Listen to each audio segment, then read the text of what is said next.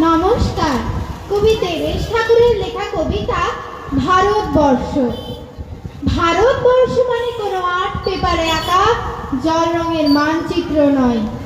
ভারতবর্ষ মানে শুধু হর্ষবর্ধন কিংবা বাবরের বিজয় বার্তা নয়। ভারতবর্ষ মানে বিজয় সিংহের সিংহল জয়ে ফ্যাসিস্ট গৌরব গাথা নয়।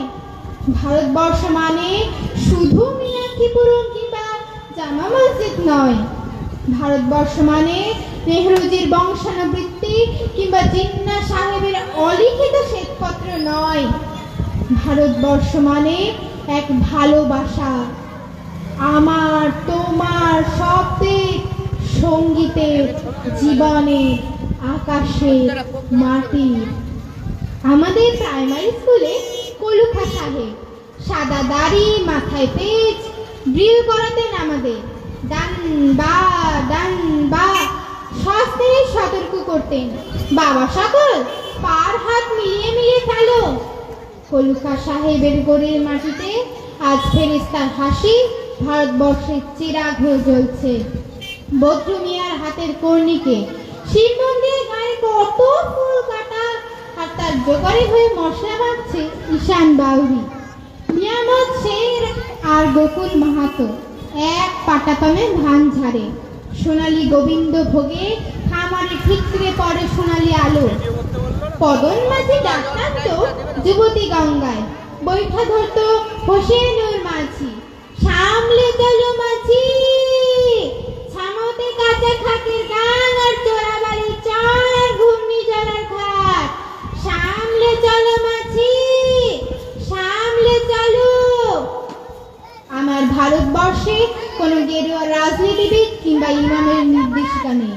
এখানে কোনো সংহিতা হাদিস ছাড়াই কোজাগরি চাঁদের অকৃপণ আলো পড়ে ঈদগার ওপর, আর রমজান চাঁদ তুলসী মঞ্চের গায়ে পূর্ণ আলো দেয়।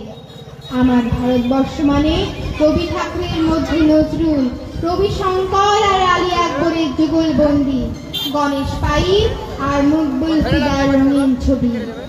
আমার ভারতবর্ষ মানে লালন ফকিরের গান।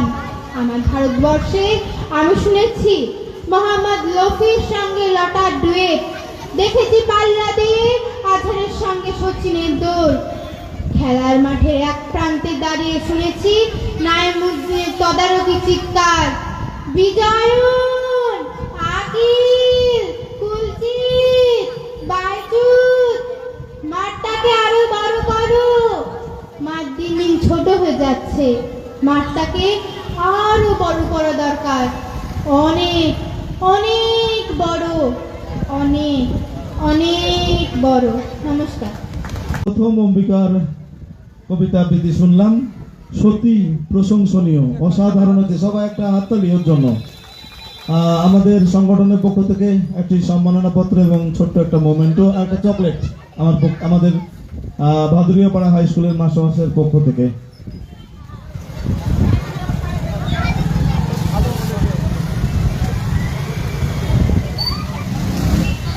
আচ্ছা লামিসা, রেডি আছো? নাইস ইসলাম, যার কথা বলছিলাম, যিনি ডাক্তার